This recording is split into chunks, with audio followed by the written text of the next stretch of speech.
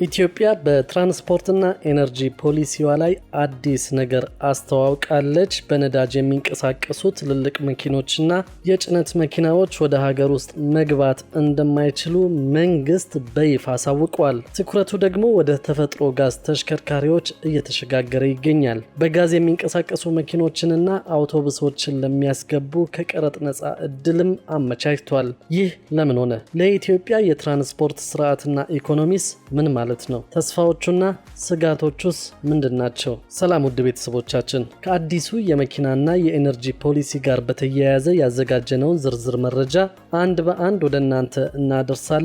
እስከ መጨረሻው አብራችሁን ቆዩ።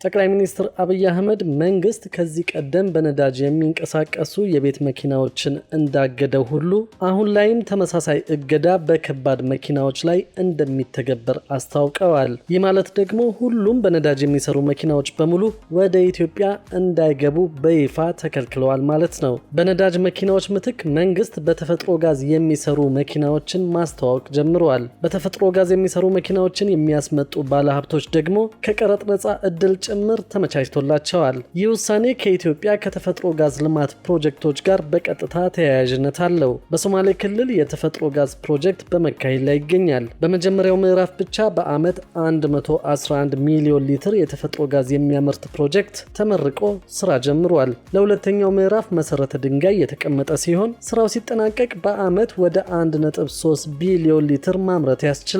ፈሳሽ የተፈጥሮ ጋዝ የሚመረተው ለትራንስፖርት አገልግሎት ብቻ ግን አይደለም። የኤሌክትሪክ ኃይል ማመንጨት፣ ለማዳበሪያ ማምረቻና ለክሪፕቶ ማይኒንግ ስራዎች ወሳኝ የሆነውን ግብዓትም የሚያቀርብ እንደሆነ ይጠበቃል። ከዚህ ሁሉ ውስጥ ግን የህዝብ ትራንስፖርት በአጭር ጊዜ እቅድ ውስጥ ተካቷል። በአዲስ አበባና አካባቢው የሚያገለግሉ 2000 አውቶቡሶች በአንድ ዓመት ጊዜ ውስጥ ነዳጅ ከመጠቀም ወደ ተፈጥሮ ጋዝ መጠቀም እንደሚቀየሩ ውሳኔ ላይ ተደርሷል።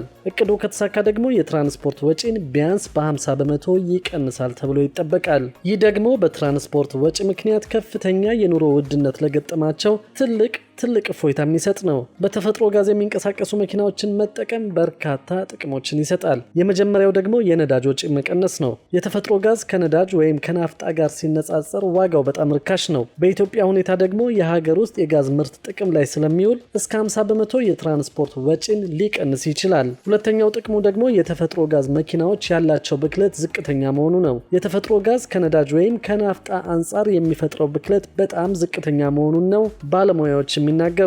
እንደ ካርቦን ሞኖክሳይድ፣ ናይትሮጅን ኦክሳይድ እና ሌሎችን ብናኞችን የማውጣት መጠኑ በጣም አነስተኛ ነው። ይህም የከተሞችን የብክለት መጠን በከፍተኛ ደረጃ ይቀንሰዋል። ሶስተኛው ጥቅሙን ካየነው ደግሞ የኤነርጂ ነፃነት መስጠቱ ነው። እንደ ኢትዮጵያ ያሉ የተፈጥሮ ጋዝ ክምችት ያላቸው ሀገራት ከውጭ በሚያስገቡት ነዳጅ ላይ ያላቸውን ጥገኝነት ይቀንሳሉ።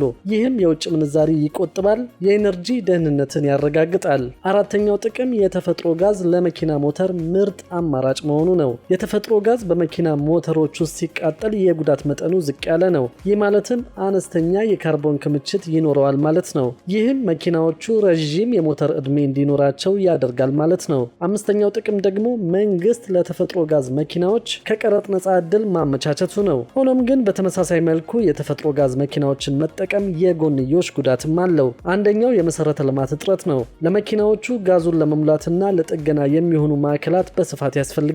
ከቀረጥ ነፃ ቢደረጉ መኪናዎቹ ዋጋቸው ውድ የሚባል ነው። የነዳጅ መኪናዎችን ወደ ተፈጥሮ ጋዝ መኪና መቀየርም በተመሳሳይ ውድ እንደሆነ ነው ባለሙያዎች የሚገልጹት። ይህም ሌላኛው ስጋት ሆኖ ይቀርባል። የተፈጥሮ ጋዝ ከነዳጅ አንጻር ንጹህ ነው ቢባልም ሜቴንን በመልቀቅ ስጋትን ሊፈጥር እንደሚችል ባለሙያዎች ያስጠነቅቃሉ።